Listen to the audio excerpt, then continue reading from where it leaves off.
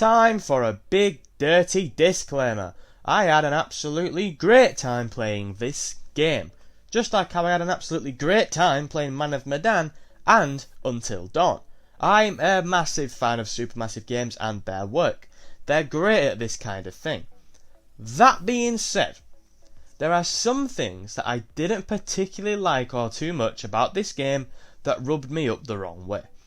This video will contain full spoilers for Little Hope and Man of Medan. So if you were here for a review or something prior to buying, then my general advice would be to buy it on sale, unless you're going to go hard with a friend, then buy it full price. But with that out of the way, join me as we explore Little Hope. Is the ending really that bad? Okay, so full disclosure out of the way, I played this game in shared story mode 3 times.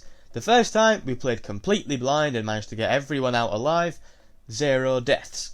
The second time we tried to get everyone killed and failed. We accidentally got the ending where Anthony gets arrested. The third time we managed to kill everyone. I just wanted to get that out of the way so you know how much I played the game and how I played it.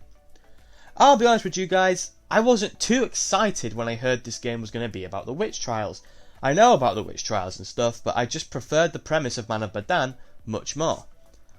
But I think Little Hope is better than Man of Medan. There's a lot of good stuff here. We're going to go layer by layer. The base story of a creative writing field trip gone wrong is good. The dynamic isn't quite right between them all, to the point that if you were half listening during the conversation where they say they're a creative writing class, you wouldn't know.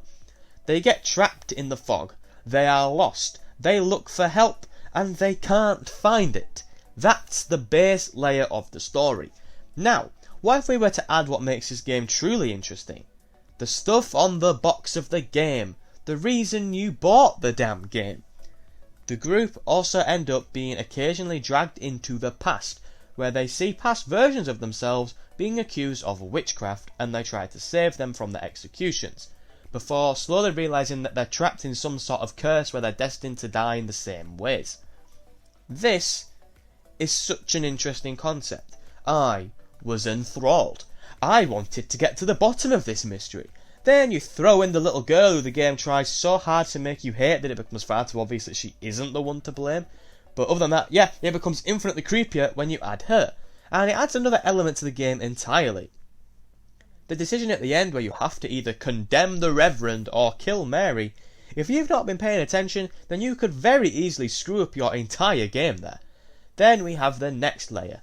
The monsters. The demons? Maybe? For the sake of this video, we're gonna call them demons. Anyway, they reanimate and try to kill the group, with the body of each person killed during the trials setting out to murder their double. That is so bloody cool. What a phenomenal premise for a game that is. In fact, the general story of this game is actually quite strong. I did a literature degree for some reason, so you can imagine my excitement and shock when the curator started quoting The Winter's Tale with "Do as the heavens have done, forget your evil, with them forgive yourself." I think it's something like that anyway, which I at least took as the game nudging us towards trying to make these characters better people and cleansing themselves of their negative traits in order to defeat their demons. We do love a good metaphor over on this channel, and I really did love all of this. No matter which timeline it is, whether it's the 1970s house fire at the start of the game, or the 1600 witch trials that you'll keep going into, or via their modern day demons, the characters will always die in the same way. John is crushed in each timeline. Angela drowns / suffocates technically in each timeline. Taylor is burned or hung in each timeline, depending on your choice in the prologue. Daniel is impaled in each timeline, and Mary is burned in each timeline. I noticed this fairly early on, as I'm sure most did, and it's once again, at the very least, well thought out writing. But then there's the fourth layer, which I'm honestly still kinda conflicted on. It's worth mentioning that nobody likes the whole "none of it was real" fake out that they've now done in both Man of Medan and Little Hope. But at least this one wasn't as predictable. I predicted the Man of Madame twist in the goddamn prologue. Largely down to playing in shared story, in fairness, but that meant a lot of the suspense immediately evaporated for me. Little Hopes is a bit different. I have to give props to them. I genuinely didn't expect Anthony to be the bus driver and the rest of the group to simply not exist. Well, because why would you? If you predicted this, then fair play to you. You're smarter than me and can wear that crown proudly, although it's not particularly difficult. So, essentially, in case you're still a little bit confused about what was real and what wasn't or whatever, the house fire at the start of the game was real. Anthony witnessed his entire family die horrific deaths, but what we didn't know was that he survived. Anybody who survives that would suffer from survivor's guilt. I mean, he watched his entire family die in the space of about 2 minutes. That must be so goddamn traumatizing. I have no idea how I'd handle that, but it's even worse that some people in the game think he caused the fire himself. So when he returns to Little Hope, he concocts this insane charade where his family are reincarnated as a creative writing group, and his troubled mind creates the whole story of Little Hope. The other 3 layers, the witch trials, the demons, the lot. So, what actually happens is, Anthony returns to Little Hope, runs into his sister's old boyfriend, wanders around the town talking to himself, potentially agonises his sister's old boyfriend, goes to his old house, relieves himself of his survivor's guilt, then leaves, one way or the other. That is a strong story, right? Honestly, I think so. It definitely brings the shock factor, the holy shit ending that we all love.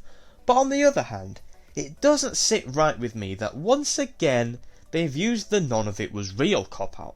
I love the core message of the game, right? That people with trauma can only move on from said trauma by forgiving themselves and letting go of the animosity they feel to whomever caused it.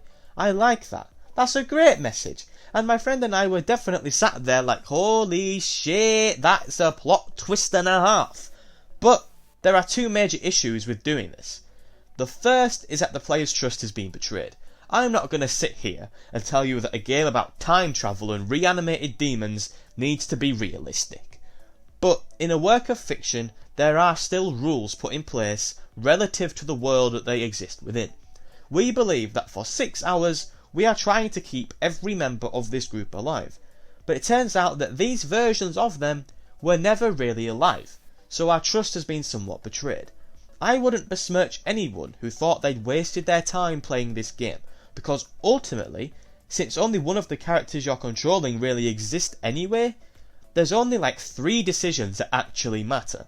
In a game that is marketed around the idea of your choices matter, where the creator himself keeps assuring you over and over again that you're making a difference, 2 or 3 decisions that matter isn't really good enough. The second issue is that when you strip the plot from the game, the themes become the plot. And that creates a messy situation. The true plot of this game, and the plot is events that actually happen in the game, becomes man crashes bus, wanders around abandoned town, either forgives himself or doesn't, then leaves. The theme is all the extra stuff. The demons, the symbolism, the fire, the plot twist. That becomes the theme because it didn't actually happen and was more about the message. That becomes abstract and not part of the story itself. The issue here is that the made up plot, the one about witch trials and demons, is more interesting than their actual plot of a bus driver with trauma. The whole point of a plot twist like this is to make the stuff that happened, the stuff that didn't actually happen, seem even more effective and impactful. But here, that stuff was more interesting. It's supposed to accentuate what actually happened and make that feel stronger, but here, it doesn't. With all that criticism out of the way, I want to point out I still enjoyed the ending. And the game. I will remember it, for sure. I think the bigger issue for me is that they've done this ending twice now. Man of Madame's twist was dumb and anticlimactic. That game should have had real monsters or whatever. If that were the case, then this game pulling that same trick once again wouldn't feel as disappointing. because from a narrative and thematic standpoint, it makes much more sense within the context of Little Hope than it did in Man of Medan. Little Hope is not a great game. It has a story that is better than Man of Medan, and a story I will remember for a long time to come, whether that's for the right or wrong reasons. I do think it's worth pointing out that these games are, in my opinion, so much better to play in co-op. I can't imagine how I'd have enjoyed this game as much otherwise, but with a layered story that keeps you interested and an ending that can best be described as divisive, I hope I answered the question of whether Little Hope's ending is really that bad. Thank you for making it to the end of the video. I really do hope you enjoyed it, and if you did, please make sure to drop a like down below, as I would greatly appreciate it and will be forever indebted to you. And if you want to see more content from me, then make sure to subscribe, because I upload brilliant gaming videos just like this one every single Friday. So have a nice day, and goodbye.